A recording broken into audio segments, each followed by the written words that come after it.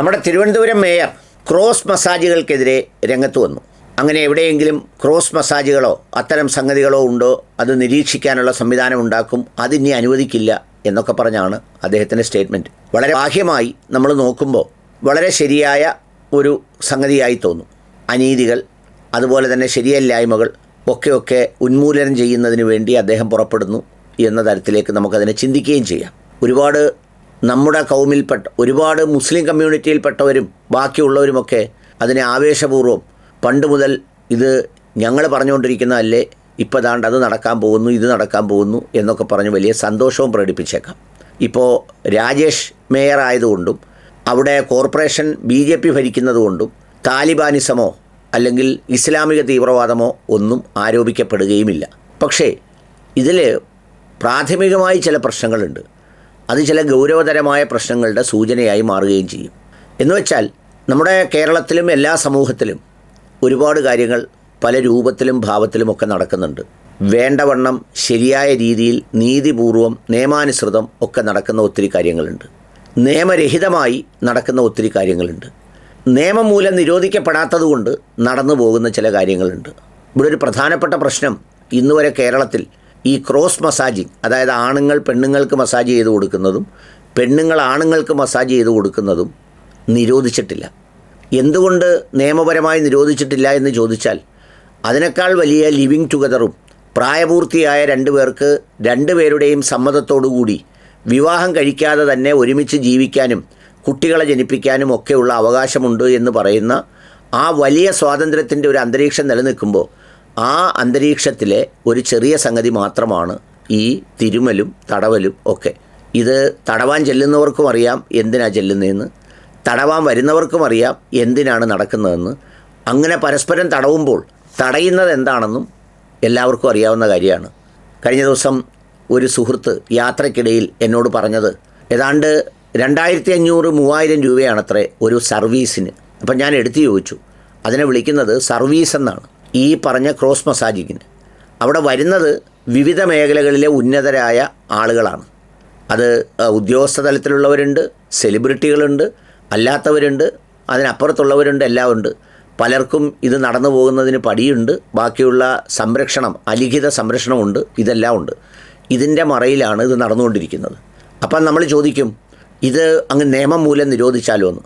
അങ്ങനെ നിരോധിക്കാൻ വ്യക്തി സ്വാതന്ത്ര്യത്തിൻ്റെ പരിധിയിൽ വരുമ്പോൾ അങ്ങനെ നിരോധിക്കാനുള്ള അവകാശമില്ല എന്ന് മാത്രമല്ല, പലതും നിരോധിക്കുന്നത് പിന്നെ വ്യാജമായി നടത്തി അതിൽ വലിയ ലാഭം ഉണ്ടാക്കാനാണ്. നമ്മൾ ഈ നാക്കിൻ്റെ അടിയിലിരുന്ന ഒരു സുന ഉണ്ടല്ലോ, എൻ്റെ പേര് ഞാനങ്ങ് മറന്നുപോയി, അത് കേരളത്തിൽ നിരോധിച്ചിരിക്കുക, തമ്പാക്ക് ഉമ്പാക്ക് എന്നൊക്കെ വിളിക്കുന്നത്.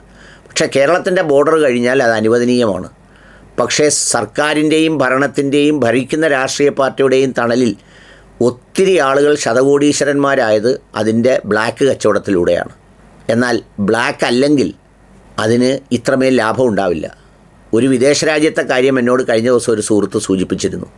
അവിടെ ഈ പറയുന്നത് പോലെ മദ്യം നിരോധിച്ചിട്ടുണ്ട്. പക്ഷേ അത് രഹസ്യമായി കച്ചവടം നടത്തുന്നത് 2 ഉയർന്ന ഷേക്കുമാരാണ്. അവർക്ക് വമ്പിച്ച വരുമാനമാണ് അതിൽ നിന്ന്.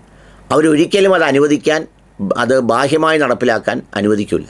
നമ്മൾ കേൾക്കുമ്പം വിചാരിക്കുക, അവിടെ അങ്ങനെയാണത് നിരോധിച്ചിരിക്കുന്നത്, അതിനു വേണ്ടിയാണ്, ഇതിനു വേണ്ടിയാണ്. അങ്ങനെയൊന്നും നമ്മുടെ പരിധിയിൽ നിന്ന് അതിനെ വ്യാഖ്യാനിക്കാനാവില്ല. ഏതായാലും ഈ സംഗതിയിൽ ഞാൻ രാജേഷിനൊപ്പമില്ല. രാജേഷിനൊപ്പം ഇല്ലാത്തത് എന്താണെന്ന് ചോദിച്ചാൽ, ഇത് ആവേശപൂർവ്വം കൈയടിച്ചാൽ പിന്നെ ഇതിൻ്റെ പരിശോധനക്കാരിറങ്ങും. നമ്മുടെ നാട്ടിലൊരു പ്രത്യേകതകളുണ്ടല്ലോ, എന്തെങ്കിലും ഒരു അവസരം കിട്ടിയാൽ അതിൻ്റെ മറ പിടിച്ച് വിരട്ടുന്നവനെ വിരട്ടാനും ബ്ലാക്ക് മെയിൽ ചെയ്യാനും ഗൂണ്ടാപ്പിരിവ് നടത്താനും ഒക്കെയുള്ള അവസരങ്ങളായി ഇത് മാറും. എല്ലാ സ്പാകളിലും ഇതുണ്ടോ എന്ന് പരിശോധിക്കപ്പെടും. ആയുർവേദ മസാജ് സെൻ്ററുകളിലേക്ക് ഇതിൻ്റെ പരിശോധകരായി പലരും വേഷം കെട്ടിച്ചെല്ലും, ഇന്ന് ഉത്തരേന്ത്യയിൽ നടക്കുന്നത് പോലെ. പിന്നെ അവർക്ക് പടി കൊടുത്തു വേണം അത് നടത്താൻ എന്നുള്ള സ്ഥിതിയിലേക്കെത്തും. അതുകൊണ്ട് അത്തരം സാഹചര്യമൊന്നും കേരളത്തിൽ ഉണ്ടാക്കുന്നതിന് ആരും കൈയടിക്കരുത്. ഒന്നെങ്കിൽ നിയമപരമായി അതിനെ നിരോധിച്ചതിന് ശേഷം ആ നിയമം വ്യവസ്ഥാപിതമായി നടപ്പിലാക്കുക. അതല്ലെങ്കിൽ എന്തെങ്കിലും തരത്തിലുള്ള ആക്ഷേപങ്ങളോ പരാതികളോ ഉള്ള സ്ഥലങ്ങളിൽ, ഇപ്പോൾ പീഡനം നടക്കുന്നു, ഇങ്ങനെ നടന്ന സ്ഥലത്ത് ഒരാളെ പീഡിപ്പിച്ചു എന്നതാണ് കേസെങ്കിൽ ആ കേസിൻ്റെ മെറിറ്റിൽ മാത്രം നിൽക്കുക. അല്ലാതെ ക്രോസ് മസാജിങ് അനുവദിക്കത്തില്ല എന്നൊക്കെ പറയുമ്പോൾ അതിന് ഒരുപാട് മാനങ്ങളും ഒരുപാട് രീതികളും ഉണ്ട്. ഇപ്പോഴും ഇരട്ട പ്രസവിച്ചവർ തടവിയാൽ ഈ കോച്ചി പിടിച്ചത് മാറും എന്ന് വിശ്വസിക്കുന്ന ഒരുപാട് ആളുകളുണ്ട്. അങ്ങനെ ഇരട്ട പ്രസവിച്ചതിൻ്റെ പേരിൽ ചിലപ്പോൾ ആൺപെൺ വ്യത്യാസമില്ലാതെ പലരെ കൊണ്ടും ഈ തടവിക്കാറും അതുപോലെയൊക്കെ ഉണ്ട്. അതൊക്കെ പിന്നെ രാജേഷ് മേയറുടെ ക്രോസ് മസാജിങ്ങിൻ്റെ പെർവിയിലേക്ക് വരും.